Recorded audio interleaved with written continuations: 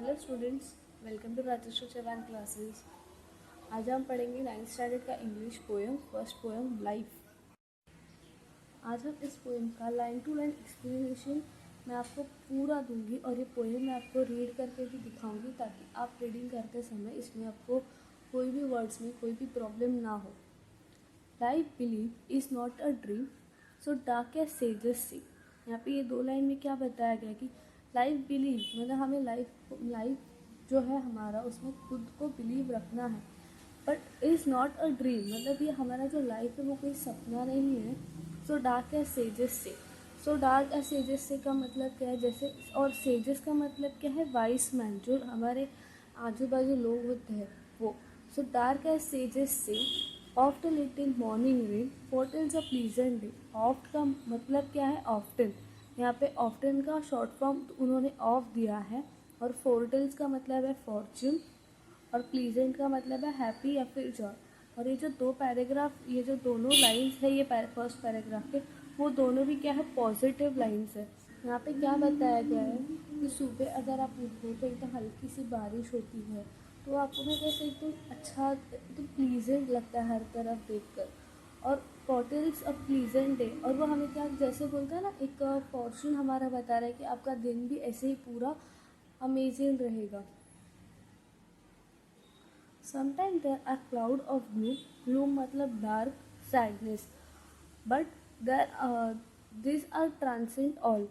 Transient मतलब short time, एक छोटे टाइम पीरियड के लिए। और जो फर्स्ट लाइन है हमारा वो है नेगेटिव लाइन जो हमें नेगेटिविटी देता है, पर जो सेकेंड लाइन है हमारा यहाँ इसी पैराग्राफ में वो है पॉजिटिव लाइन है हमारा, बिकॉज वो हमें क्या करता है, वो पॉजिटिविटी देता है।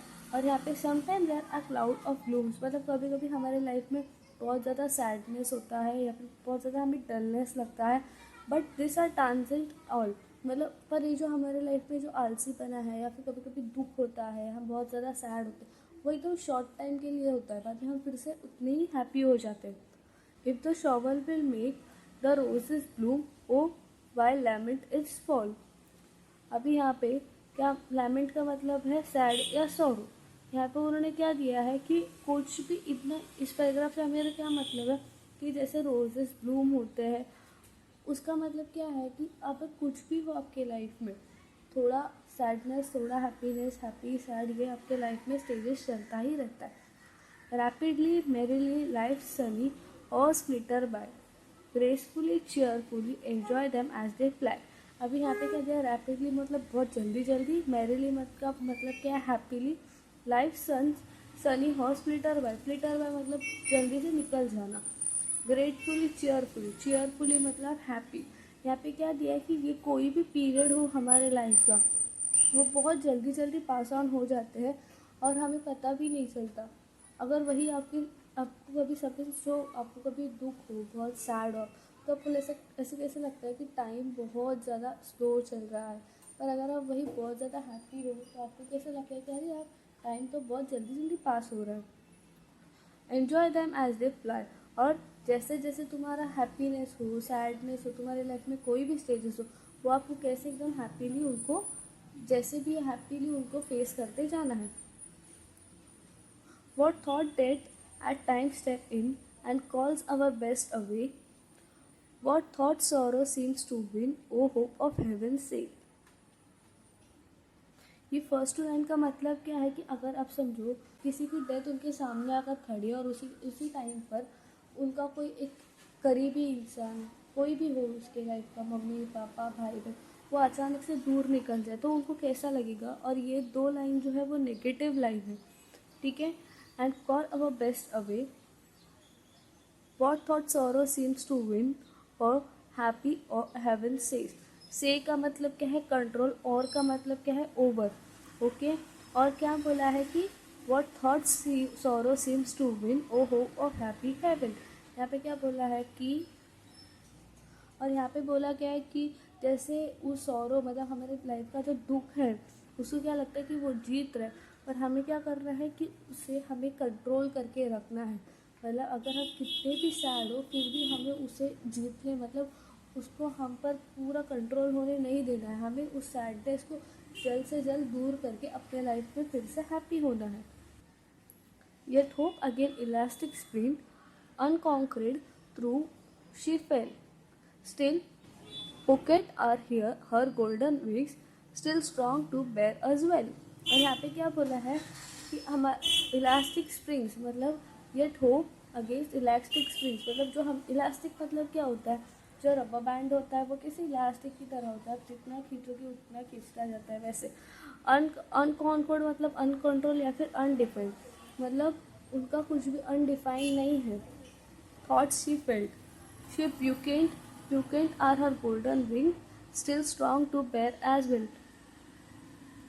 और उनका कैसा है कि आप एक सैडनेस हो, आप भी ऐसी ही हो, जितना भी आपके लाइफ में सैडनेस हो फिर भी आपकी गोल्स, आपका जो कुछ भी विशेष है वो हमेशा हाई रखो। और कुछ भी तुम्हारे लाइफ में सैडनेस हो उसे तुम एकदम अच्छे से होल्ड करके, मतलब तुम उसे बेयर कर सको। बेयर मतलब सहन करके उसमें से आपको आगे बढ़ना है।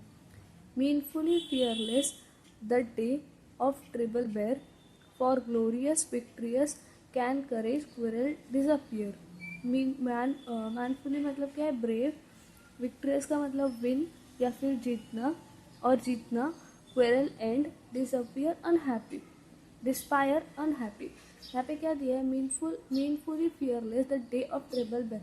अभी कैसे भी करके उन्होंने हैप्पीली सैडली उनके लाइफ में कितना भी सॉरो है करके डे तो ख़त्म कर दिया, पर जो द ग्लोरियस विक्ट्री मतलब जो ग्लोरियस विक्ट्री मतलब जो उनके लाइफ में भी आगे आने वाला है उससे एकदम वो हैप्पीली बिताना चाहते हैं। और कैन करेज क्वायर डिस्पायर, और जो हमारा करेज है उसे हमें कभी भी लो होने नहीं देना है। तो इस तरह से हमारा पूरा पोएम अब ख़त्म हो गया है एक्सप्लेनेशन के साथ। If I am reading this poem one more time. Life believe is not a dream, so dark as sages say. Of the little morning rain, what is a pleasant day? Sometimes there are clouds of blue, but these are transient all. If the shower will make the roses blue, oh, while lamenting its fall. Rapidly, merrily, life's sunny horse glitter by. Gratefully, cheerfully enjoy them as they fly. What thought that at the time sped in and calls our best away? What thought sorrow seems to win or hope a happy sway? Yet hope again elastic spring, unconquered through she felt. Still, pucate are here her golden wings, still strong to bear as well. Meanfully fearless, the day of trial bear, the glorious victorial and can courageous quell disappear. This poem is written by Charlotte Bronte. चलो इसी के साथ हमने अपना English का first poem life complete कर लिया है। इसके नेक्स्ट वीडियो में मैं आपको इसके क्वेश्चन आंसर्स और जो ग्रामर है टेक्स्ट बुक के पीछे का वो पूरा मैं आपको सिखा दूँगी। Thank you.